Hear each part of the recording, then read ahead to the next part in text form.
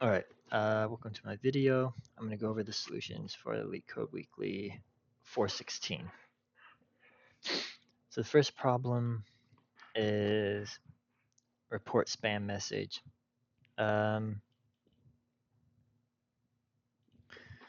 So the question just asks, you're given an array of message and an array of strings banned words, and you want to say uh, the array of words is considered spam if there are at least two words in it that exactly match any word in banned words.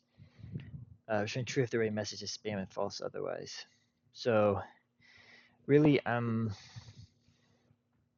this one, you just look through this array here, and if you find two words that are also over here in the banned words, then you'll return true. So at least two. So in this case, so it could be more than two. But in this case, you find two. Hello and world are both in banned words. And in this one, you have this example, you have hello programming fun. Now, hello is not in the banned words. Programming is in the banned words.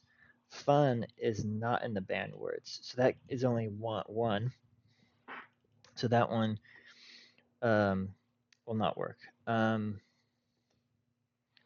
So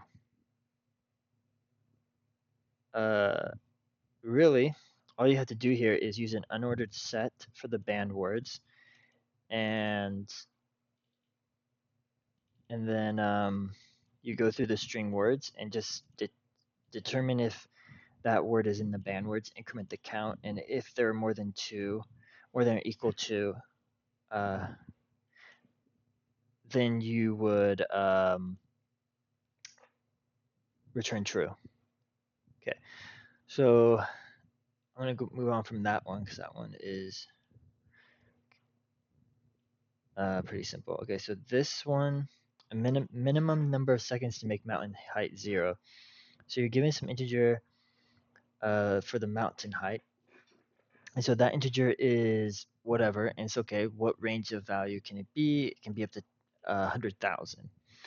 And then you're given an array of worker times, and this represents the work time of workers in seconds. The workers work simultaneously to reduce the height of the mountain.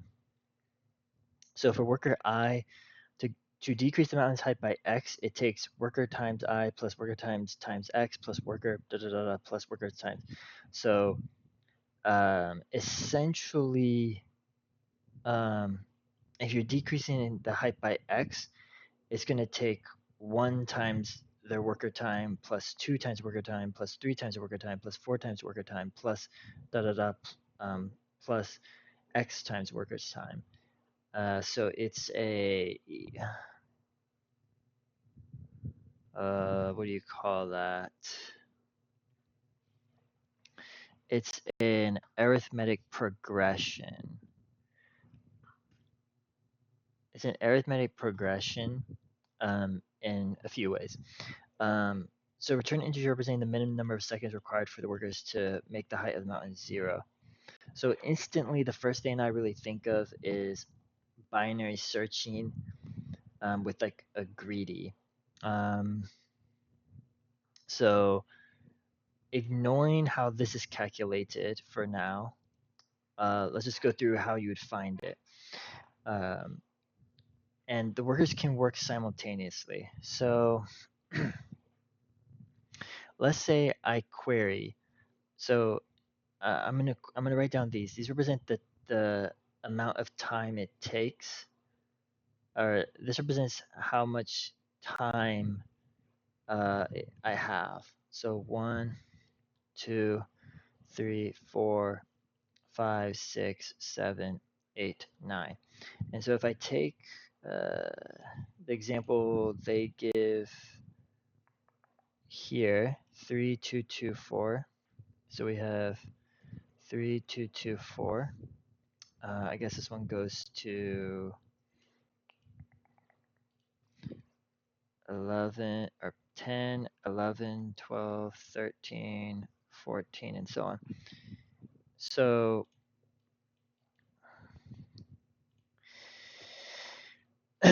each of these represent the time. So if I have this amount of time, how much can I reduce the mountain by? So like let's say I have 1 second.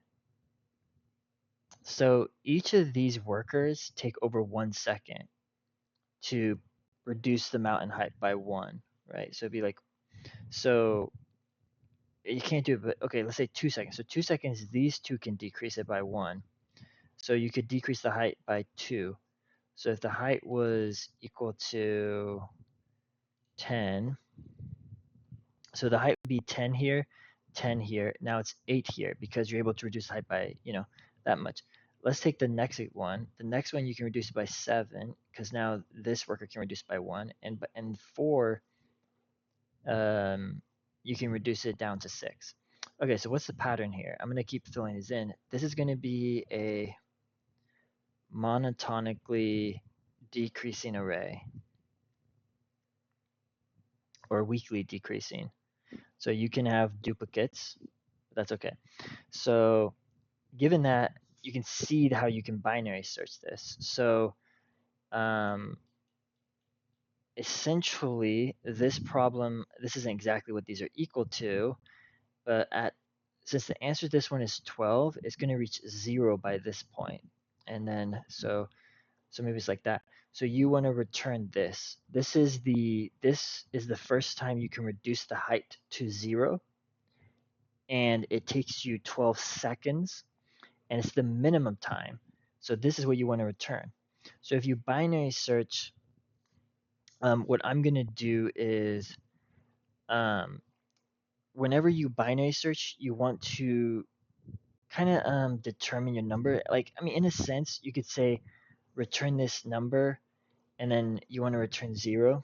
But what I'm doing is I'm giving these a Boolean value. I'm subscribing a Boolean value to them by saying if the remaining height is greater than, if the remaining height is less than or equal to 0, that's when it returns true. And that's my idea. So then basically these would be returning false. And then this is where we return the first true. So then you're going to use binary search to return this, the first instance of a true, according to this. So then you just need to greedily calculate this. What I mean by greedily calculate it is for each height, or for each t, let's say you're given, let's say it's a target, you're given a target, which is the amount of seconds you have for the workers to reduce the height. You go through and you calculate how much each worker can reduce the height by. So maybe the height is 10, the first worker reduced by 2, the second one reduced by 2, they were reduced by 1, and they reduced it by 1. So then you get your final height. So you get your remain height, and you're just going to check if it's less than or equal to 0. So that way you'll get that false and true structure, and you can binary search on that search space. So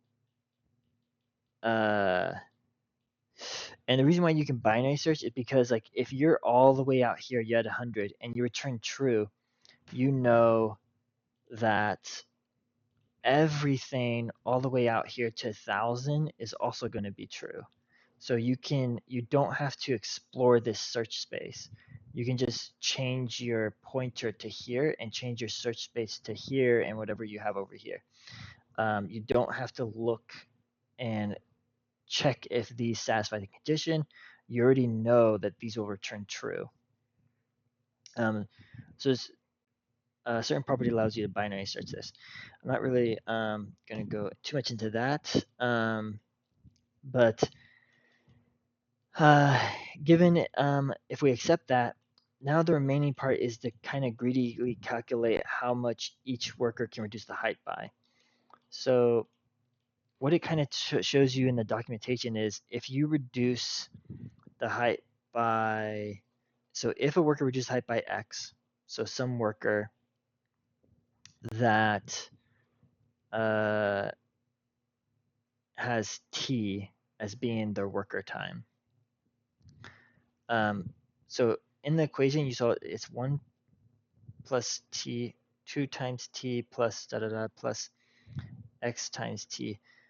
What you can see here is this 1, this 2, and this x. Well, the t's are all common terms, so you can sum these together, and you can see that this is just a arithmetic progression that is basically equal to this equation. Um, so given that, what we're trying to solve then uh, is this, okay? So what we're trying to solve is say x plus, so we want this to be less than or equal to the target, right? The target is the amount of seconds the worker has. And for each worker, it does this. So for one of the workers, it says, let's see, it says, I have 2 seconds, I have 5 seconds, whatever, da da da. Or sorry, the target is fixed. So wherever the target is, the target might be 10 right now, and you basically have this equation, and you basically want to solve for x, because x is the amount of height that worker can reduce the mountain by, and um, and then it will satisfy this equation multiplied by t, right? Because you have t here, so this is kind of like I factored this out, and then t's over here, and you want this to be less than or equal to the target time. So if you just kind of do some math here, you get this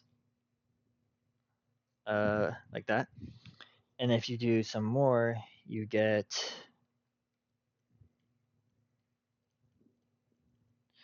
this.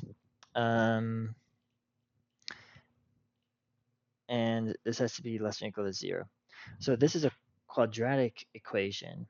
So we can solve a quadratic equation by using this equation. We can solve for x by doing this.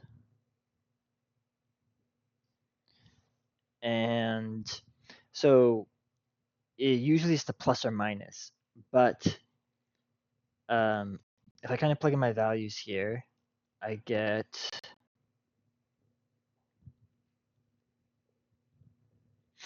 so A is 1. So if I identify A is 1, B is 1, C is a bit more complicated. It's 2 times target over T. So this would be negative 2 times target over T, and then this would be divided by 2. So if we simplify this, we have 1 plus 8 times target over T divided by 2. Okay, so this discriminant is going to be positive because this is positive over here. Target and T is positive. So this is going to be positive. So we don't want the negative. We don't want the negative solution to the quadratic equation because the negative, if this is positive, it's going to be a 1 minus a positive number, which is just going to be really negative, and we don't, x can't be negative. X being negative is unreasonable for what we're solving for, because that would do the opposite of reducing the height of the tree or the height of the mountain. It would increase the height of the mountain, which doesn't make sense in this problem. If we do the positive, that makes more sense. So like it could be 1, it could be 0, whatever. So we only care about the positive. So we want to solve this, and this will be the x. Okay. So what's the next step? Okay. So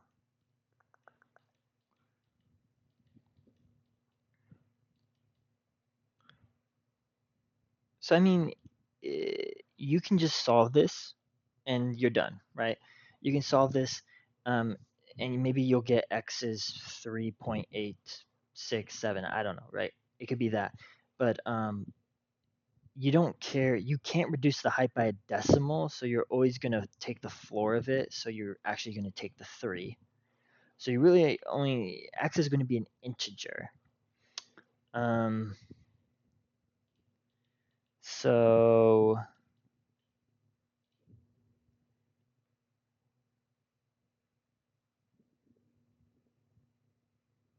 okay, okay.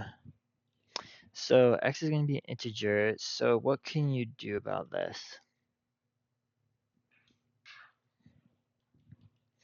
So you could do this two ways. You could use long double. So you could use a double data type in C++, and you could just calculate everything and then just take the floor of the final value.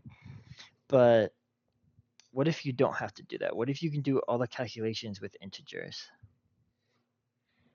So I believe you can. I think I have an informal proof of how you can do that. Making sure I'm good on time. Um, Maybe this is an informal proof. So let's just think about this. So think about the values we could have here. So in here is the discriminant. So let's just identify this discriminant.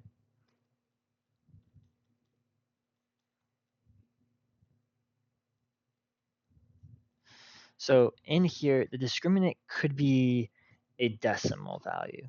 I don't know, maybe um, it could be whatever. Like maybe the discriminant is 9.98, right? So if you take the square root of 9.98, what are you going to get? You're going to get 3 dot something. I don't know. Um, so what if instead of taking the square root of this, what if you take the floor of this? So you just do target divided by t and do floor division. And then if you take the square root 9, that's 3. So it's like just taking the floor of the square root. If you take the floor of this, it's the same thing as taking the floor of the square root. And I mean this is technically true. So like let's say this is something. Okay, well this will give you, I think this will even give you 3 dot something. But then the integer will be the same, of course, and it'll give you 3. Doesn't matter. If you had like 10.5, square root 10.5, it's still going to be like 3 dot something. You don't get 4 until you get to 16. And if you go to 16, square root 16, this is 4 dot something, I don't know. And this is 4. And I mean, you only need this floor division because um, because then the next step is you divide by 2. And if you divide by 2 on whatever your answer is, like, I don't know, like to me, one of the worst possible answers is like, what if this numerator here is 3.99, which would mean that the square root of the discriminant was 4.99, because you subtract the 1. So this is maybe the worst it could be. And if you divide that by 2, you're going to get like 1.9, something like that. But since x has to be an integer, but it can't be the next largest number, it has to be the 1 here. But if you took the discriminant and you took the floor of the discriminant and you took 4, then you would have had 3 divided by 2, which is 1, and then you could do the floor division here. So I don't know, this is like an example that maybe somewhat is convincing, but you don't have to do any calculation with long doubles. You can do it all with floor divisions and integers. So I'll show my code for that. So here I did that. So I calculate the discriminant 1 plus 8LL target, and then this is just the floor division. And then take the square root of the discriminant and convert that to integer, and take the discriminant minus 1 and divide it by 2. So this will calculate given a worker and given a target, is basically solving for x. And then here it does the binary search, so it can go from low to high, and just does a binary search. So if it returns possible, if it returns true, it goes into here. So it sets the target time that you have to reduce the height to 0, and then it sees how much it can reduce the height. If it can reduce the height by more than or equal to h, then returns true. Otherwise, returns false. And in here, it's got to go over each worker, and it does the calculation for each worker how much they can reduce the height by. Okay. And then last problem is this one. Count substrings that can be rearranged to contain a string 2. You're given two strings, word 1 and word 2. And these are your strings. And you want to say for every substring in word 1, for each substring in word 1, can the characters be rearranged such that word 2 is a prefix of the string? And you want to return the total number of valid substrings of word 1. So you can just start thinking in terms of this, that you have word 1, and it's just a string, and then you'll have word 2, which is, I mean, it could be longer maybe, but let's just say it's shorter.